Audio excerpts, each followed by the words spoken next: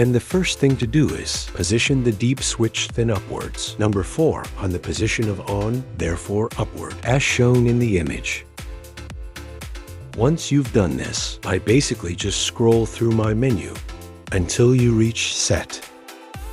I go into Set and hold for a few seconds. My straight rise to the left will appear this story. I will reach light, and always with the little button I'll take IT from 1 to 2. Done this, we will have nothing but return to back and return to my basic functions. Now we will remove the power to bring the deep switch. Number 4, up OFF, and we will restore power again. In this way, we solve the problem of having a single color in the lights.